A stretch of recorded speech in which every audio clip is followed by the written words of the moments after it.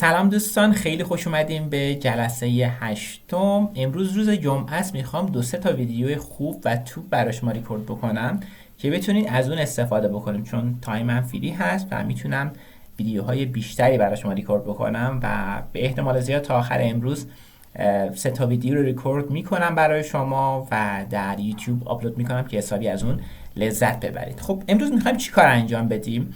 اگر یادتون باشه، بس من نمیدونم پروژه رو ران نکردم، PHP Artisan Serif رو کلیک میکنم یا مینویسم و در این قسمت پروژه خودم رو میام ران میکنم که زمپ من در حقیقت ران هست. چند لحظه صبر میکنم که پروژه برای من ران بشه. بعد از اینکه پروژه ران شد میریم با همدیگه ادامه کارها رو انجام بدیم. ببینید امروز میخوایم چی کار انجام بدیم. بذار من پروژه رو باز بکنم.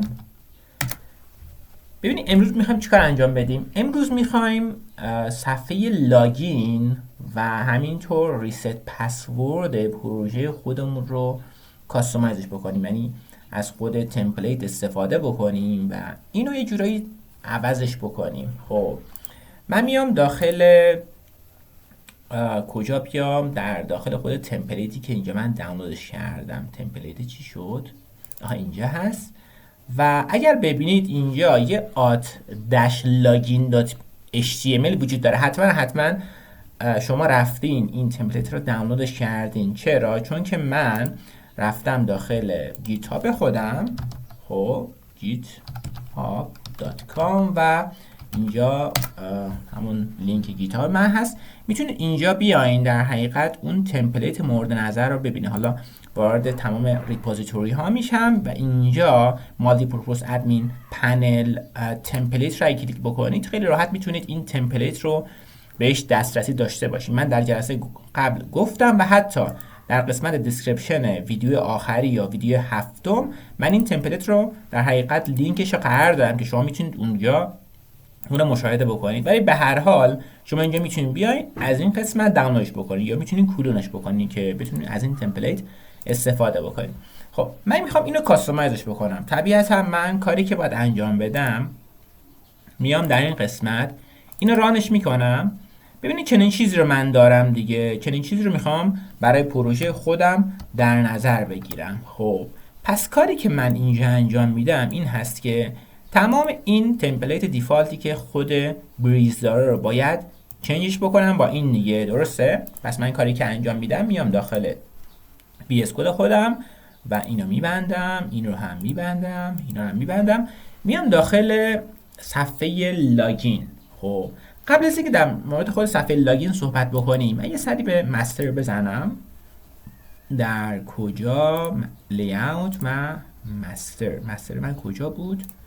در ادمین، لی اوت و مستر. ببینید در مستر من یک سری از لینک هایی را دارم که یه جورایی اضافه است. بر فرض مثال من در این قسمت فونتاسما نیاز دارم، bootstrap.min رو نیاز دارم. اینو دیگه نیازی بهش ندارم، اینو میتونم پاکش بکنم و همینطور weather رو هم نیازی ندارم، اینو میتونم پاکش بکنم. نمیدونم اینجا weather رو هم نیازی بهش ندارم. summer note رو نیاز دارم چون که یه چیزی هست به نام در حقیقت CK editor، حتما اسمش شنیدین، summer note.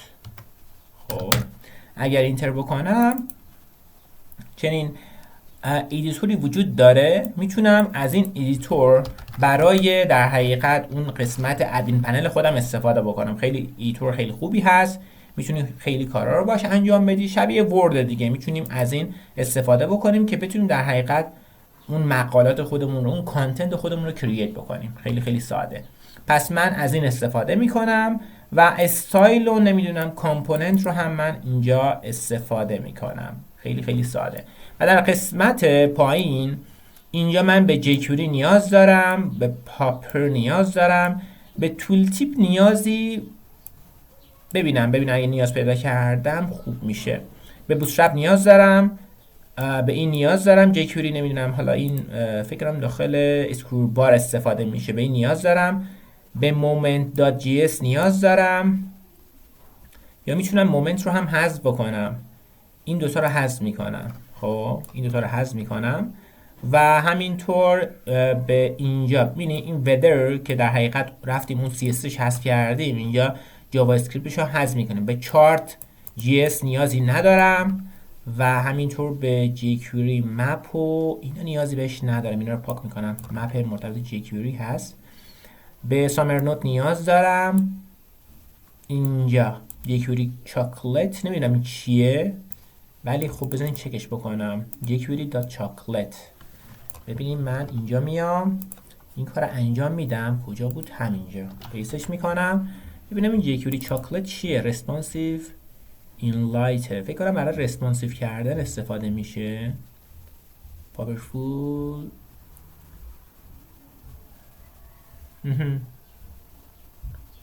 خوبه، میذاریمش این رو هم میذاریم. پایین‌تر ایندکس رو میذارم چون که بعضی از در حقیقت فانکشن های مرتبط به همین تمپلیت ادمین که من لاگینش میکنم در حقیقت اون فانکشناش در اینجا قرار داره و این دوتا رو هم میذارم که باشه و سیو میکنم. یک بار دیگه میام لاگین میکنم. من کاری که انجام میدم اینجا میام در حقیقت در ادمین سلش لاگین و لاگین میکنم. زمانی که لاگین کردم ببینم که به مشکلی بر نمیخورم. نه، خدا رو شکر کامل برای من کار میکنه و یه سری از لینک های اضافه بود که من اونا رو برداشتم. اینا کاملا برای من کار میکنه، میتونم از این دیگه استفاده بکنم. خب من کاری که اینجا انجام میدم این هست که میام در این قسمت خب میام در حقیقت همون تمپلیت مرتبط به در حقیقت ادمین پنل خودم رو داخل یه کدی باز میکنم و میام ببینم که داخلش چه خبره. میام کدهای مرتبط به آت داش لاگین رو همه رو کپیش میکنم و انتقالش میدم به در حقیقت صفحه لاگین ادمین که در حقیقت اینجا ادمین هست، آت و لاگین. من کاری که اینجا میتونم انجام بدم همه این کدها رو، همه کدهایی که اینجا وجود داره رو میام کامنتش میکنم و میام پایینتر اینجا پیستش میکنم و کار بعدی که من انجام میدم میام بالاتر و میتونم یه کاری انجام بدم. ببینید کدهایی که اینجا وجود داره برای CSS، خب این کدها مرتبط CSS دیگه. من همه اینا رو برمیدارم به جز از این اسکریپتی که اینجا وجود داره. این اسکریپت برنمیدارم دیگه. اینجا میام این اسکریپت رو پاکش میکنم همه رو و همینطور اینجا این رو هم پاکش میکنم کامل و اینجا میام اینو پیستش میکنم یه موضوع و اینجا به سامر نوت دیگه نیاز ندارم چون که حالا یه صفحه لاگین هست، کاری باش ندارم. بقیه رو میذارم و همینطور بیام پایینتر کامپوننت رو نیاز دارم. میتونم کامپوننت رو بردارم ولی خب نیازش دارم، حالا ایبی نداره. بیام پایینتر اینجا هم من میتونم تمام کدهایی که مرتبط به GS هست رو هم بیام کپیش بکنم و بیام در این قسمت پیستش بکنم و اینجا هم دیگه من چاکلتی رو نیازی ندارم. این چاکلتی فکر کنم برای اسلاید شو و از این داستانه استفاده میشه. من این دوتا رو نیاز سامر نوت که نیاز ندارم. اینجا هم در حقیقت این چاکلتی رو برمیدارم، نیازی بهش ندارم از مستر. خب و اینجا کاستوم رو هم ببینم داخل کاستوم چی هست. بذارید من اینجا بیام میتونم پیستش بکنم. اینا کاستوم داخلش چی هست؟ همین فایل هست. بله، چیز خاصی نیست، خالیه. میتونم اینو پاکش بکنم، نیازی بهش ندارم. خب هر زمانی که حالا فایل یه کد جاوا اسکریپت داشتیم میتونیم داخل کاستوم بنویسیم. حالا کاستوم نیازی بهش ندارم، خود فایلش پاک نمیکنم اما لینکش پاک میکنم. و اینجا هم دیگه میتونم تولبار رو هم حذف بکنم، تولبار رو هم برمیدارم. یه چیزی رو من فراموش کردم که یعنی نباید حذفش میکردم. یعنی برگردیم در این قسمت. این چیزی که اینجا وجود داره من یه سرچی بکنم که این چی هست. خب این مربوط به خود تمپلیت هست. خب این مربوط به خود تمپلیت هست.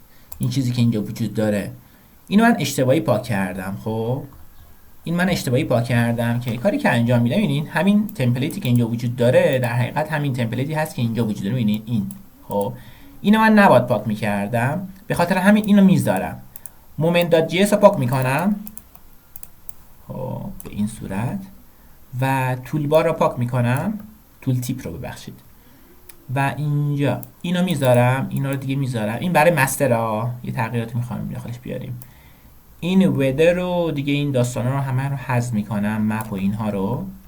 سامر نوت بذارم باشه. چاکلتی برای اسلایدر استفاده میشد، اینو پاک میکنم و اینجا این کاستوم رو هم پاکش میکنم.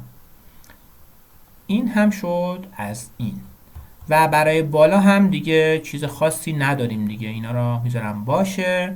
سامر نود اینو چیز خاصی نیست دیگه، اینا رو باشه. خب ببینیم داخل لاگین هم خب طبیعتا اینو من نیازی بهش ندارم دیگه. اینجا اینو میذارم باشه. حالا این تول تیپ رو نیازی ندارم برای لاگین و همینطور پاپر و جیکوری و بوتسترپ و دیگه اینها رو میذارم باشه. این رو هم میذارم باشه. بریم بالا ببینیم چه خبره. برای CSS خب من اینجا کامپوننت رو دارم، استایل رو دارم، آل رو دارم، بوتسترپ رو دارم. برای مستر حتما سامر نوت رو داشتم ولی برای اینجا دیگه ندارم چون اینجا خب سیکیتور استفاده میکنم، سامر نوتی استفاده نمیکنم دیگه. خب اگه سیو بکنم خب من کدهای قبلی مرتبط به همون صفحه لاگین بریز رو کامنتش کردم چون که به اینا نیاز داریم، به این روت هایی که اینجا وجود داره نیاز داریم، به خاطر همین اینو کامنتش کردم که از بین نره. فعلا من بیام ببینم لاگین بکنم ببینم چه اتفاقی میفته. من میام در این قسمت خب یه بار لاگ اوت میکنم. خب اینجا گزینه لاگ اوتی وجود نداره. بذارید من اینجا اگر چنین کاری انجام بدم میبینین که صفحه لاگینی که من فعلا دارم چنین چیزی هست که شما میتونید از این استفاده بکنید و از این میخوایم از این استفاده بکنید. لینک های مرتبط به بالا نمیدونم اینو شاید حذف کردیم و ببینیم که چی کار میتونیم با این انجام بدیم. خب من برمیگردم به صفحه ویس کد خودم در این قسمت و میام بالاتر. ببینید در این قسمت اگر خوب ببینید در این فرم مرتبط به حالا متد داره، نمیدونم اکشن داره، من این دوتا رو برمیدارم. خب هر دوتا رو میام پایین تر در فرمی که قرار داره. خب اگر ببینید من اینجا هم طبیعتا باید یک فرمی داشته باشم دیگه. اینجاست میبینید متدش پست هست که طبیعتا باید پست باشه. اکشنش رو من هر دوتاشو میتونم پاکش بکنم، حالا اینو به جاش ریپلیسش بکنم. اکشنش رو انتقال دارم به روت لاگین. حالا من یه نامی یا یک نیمی در روت هام به نام لاگین دارم. این از کجا آوردم؟ داخل ادمین فکر کنم داخل آد باید برم. بله add.php اگه برم که برای روت ها هست، اگر خوب دقت بکنید من یه نیمی دارم به نام لاگین. من به این نیم میخوام دسته‌ای پیدا بکنم. خیلی راحت با استفاده از همین روت لاگین میتونم به این دسته‌ای داشته باشم و بعد از این خب طبیعتا یک CSRF توکن هم نیاز دارم. و اینجا ببینید من این قسمتی که حالا اینجا وجود داره قسمتی هست که برای ادمین پنل من استفاده میشه که حتی اینجا ولیدیشن رو هم ساپورت میکنه. من میتونم بیام این رو هم نظر به اون تمپلیت قبلی کاستومایزش بکنم. خب میتونم این کار انجام بدم. میام به قسمت بالا اسکرو پیدا میکنم و در این قسمت اگر ببینید من میتونم این رو از اینجا کپیش بکنم.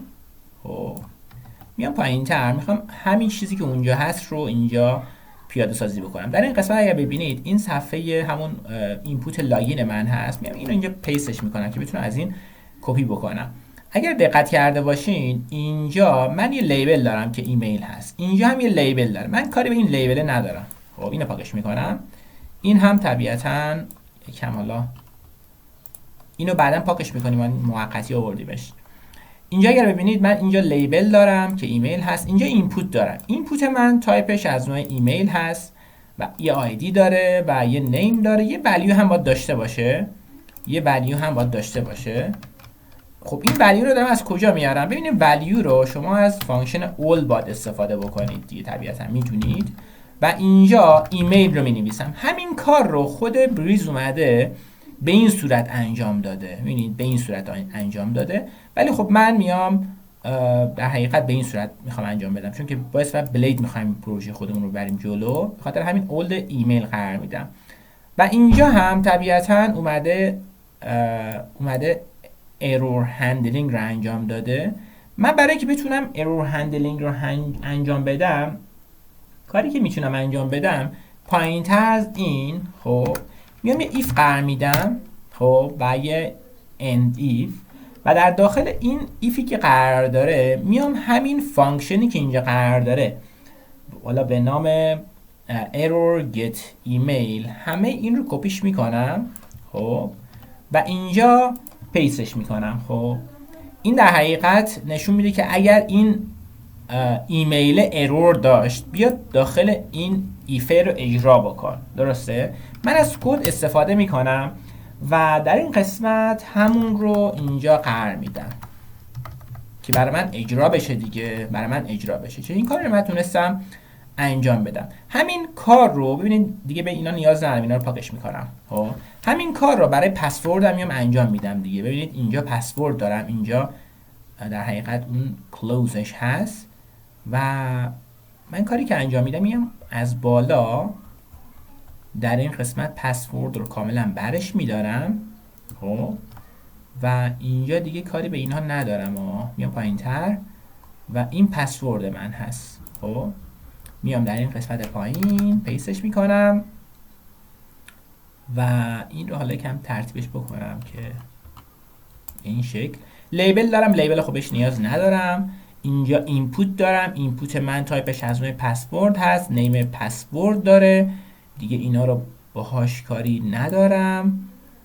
و همینطور حالا یه ایرور هندلینگ، در حقیقت یه کامپوننت x اینپوت ایرور هم داره. خب من کاری که اینجا میخوام انجام بدم این هست که اینجا لیبل رو بهش نیاز دارم، اینجا من در حقیقت اینو بهش نیاز دارم، اینجا خب طبیعتا forget password هست، forget password رو باید به یک نقطه انتقال بدم که طبیعتا من این رو میام به این صورت کار میکنم که یه روت forget password داشتم.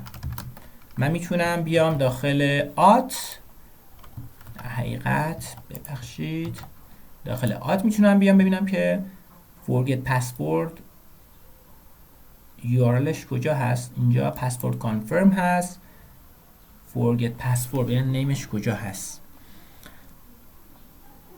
اینجا. خب بذارید من از بالا بگیرم، اگر فکر کنم بالا وجود داره، برای اینجا بالا وجود داره. خب این forget your password هست که من رو اینجا داره انتقال میده، میبینید یا نه؟ بذارین من این رو پیدا بکنم. خب فکر کنم من اینجا داره انتقال میده، root has admin password request. خب و همینطور بله دقیقا password request، من زمانی که روی این باتن روی این لینک کلیک میکنم من رو داره اینجا انتقال میده. خب که من میتونم این رو بیام پایین تر برای forget password خودم استفاده بکنم. الان این forget password من اینجا هست دیگه، من میتونم این رو بیام اینجا استفاده بکنم، زمانی که روش کلیک کردم من رو انتقال بده اون صفحه forget password. خب و اینجا هم طبیعتا خب این هست، اینپوت مربوط به پسورد من اینجا قرار داره که نیم داره و همینطور اینجا هم میتونم از همین ولیدیشنی که اینجا استفاده کردم میام اینجا استفاده میکنم، اینجا پایین تر هست این. خب و در این قسمت میام پسورد رو مینویسم. خب و اینجا هم پسورد رو مینویسم. خب و دیگه نیازی بهش ندارم. اینجا اگر ببینید من دارم از این استفاده میکنم، همین رو اینجا استفاده کردم. اگر ایروری وجود داشت تو بیا داخل این ایرور رو اجرا بکن. خب من دیگه کاری به این ندارم، این رو هم کاملا پاکش میکنم. کار بعدی که انجام میدم میام پایین تر، اینجا به این سوشال لاگین ها نیاز ندارم. خب ببینید من اینو پاکش میکنم، این فیسبوک رو نمیدونم از این داستانا رو پاک میکنم، چون که فعلا نمیخوام از اینا استفاده بکنم، میتونم بعدن حالا اینها رو هم استفاده بکنم، ولی چون چون من میخوام اون صفحه لاگین، صفحه رجیستر که نیست، صفحه لاگین رو میخوام در حقیقت فقط اون باتن لاگین باشه، به خاطر همین اینها رو پاکش میکنم. و اینجا هم طبیعتا create once و اینا رو بهش نیاز ندارم برای اون لاگین. و اینجا هم میتونم بنویسم ادساین کد، ببخشید ادساین کد مهدی. و اینجا هم میتونم از یه فانکشن استفاده بکنم، فانکشن دیت، و اینجا year رو قرار میدم، ببخشید y. و در این قسمت هم همه چی اوکی هست. و اینجا هم خب بریم پسورد رو خب میذارم باشه. این پسوردی که این قسمت بالا قرار داره، ببینید اینجا این پسورد هست دیگه. من اینو میام کپیش میکنم، میام پایینتر، اینجا میام پیستش میکنم. و خب اینجا چیز خاصی نداره، یه لیبل داره، یه اینپوت داره که تایپش از اون چک باکس هست. اینجا هم من تایپ چک باکس رو دارم دیگه. حالا اینجا خب یه سری از استایل هایی رو داده بهش، کاری بهش ندارم. و همینطور اینجا نیم ریممبر برش داده، اینجا هم طبیعتا نیم ریممبر رو من دارم. و اینجا هم یه اسپن قرار داره، یه سری از استایل ها داده براش که ریممبر می فکر کنم برای ترنسلیشن هست، بله. و اینجا هم حالا من اومدم لیبل ریممبر می رو قرار دادم، پس فرق نمیکنه، من دیگه کاری به این ندارم، همون قبلی رو قرار میدم. خب اگه سیو بکنم خب همه چی اوکی هست. اگه سیو بکنم یک بار بیام در این قسمت من رفرش بکنم، بدون هیچ مشکلی باید برای من اجرا بشه. خب می‌بینید که خیلی ساده من تونستم این کار انجام بدم و این صفحه لاگین خودم رو کاستومایزش بکنم. خب بریم یه بار چکش بکنیم ببینیم برای من درست کار میکنه یا نه. اینجا admin@gmail.com و اینجا پسوردم 1 تا 8 هست دیگه، 1 تا 8. اگر من بیام اینجا لاگین بکنم ببینم برای من لاگین میشه یا نه. خب چند لحظه صبر میکنم که برای من اینجا ببینید لاگین شد، بدون هیچ مشکلی برای من لاگین شد. ولی اگه دقت بکنید من رو داره اینجا انتقال میده، فکر کنم من جای اشتباهی اومدم. اگر لاگ اوت بکنم، خب بیام وارد صفحه ادمین لاگین بشم، خب در این قسمت ببینید که admin@gmail.com 1 تا 8 رو هم اینجا من در نظر میگیرم. اگر لاگین بکنم ببینم چه اتفاقی میفته. خب الان بدون هیچ مشکلی برای من لاگین شد و میتونم خب در حقیقت در این قسمت لاگ اوت رو هم درستش بکنم. ولی اگر دقت بکنید بدون مشکلی برای من اینجا لاگین شد و شما میتونید بعد از این استفاده بکنید. خب که بدون این مشکل اینجا برای من اوکی شد. خب دوستان امیدوارم هستم که این ویدیو برای شما مفید واقع شده باشه. فکر کنم اینجا اگر به جای این get first قرار بدم بهتر هست، چون که get برای من این کالکشن برمیگردونه، first برای من میاد در حقیقت یه ولیوی مشخصی رو برمیگردونه. به نظرم first قرار بدیم بهتر هست، هم اینجا هم قسمت بالایی که برای اینجا قرار داره. اینجا رو first قرار بدید و اینجا هم first قرار بدید. ببینم یه کار اینجا انجام بدم، من داخل داشبورد برم، چون که الان من فقط برای این قسمت صفحه این بتن لاگ اوت رو دارم اینجا میام. اگر من بیام اینجا ادمین لاگین بکنم و حالا همین پسورد و همین ایمیل رو کلیک بکنم و اگه لاگین بکنم میدونم مشکلی برای من باید اجرا بشه. فرست اینجا قرار بدیم بهتر هست، حالا گت قرار ندید. خب دوستان امیدوارم هستم که این ویدیو مورد استفاده شما واقع شده باشه. من یه کار دیگه هم اینجا انجام بدم که این کدهای بالایی رو دیگه پاکش بکنم، دیگه نیازی بهش ندارم. همه اینها رو پاکش میکنم و سیف میکنم که بدون هیچ مشکلی برای من اجرا بشه. خب برای جلسه بعد انشاءالله من کاری که انجام میدم forget password، اون در حقیقت صفحه forget password رو میایم با هم دیگه اوکی میکنیم. خب دوستان امیدوارم هستم که این ویدیو مورد استفاده شما قرار گرفته باشه و استفاده کافی از این ویدیو برده باشین. تا جلسه آینده شما رو به خدای بزرگ میسپارم. خدا نگهدار.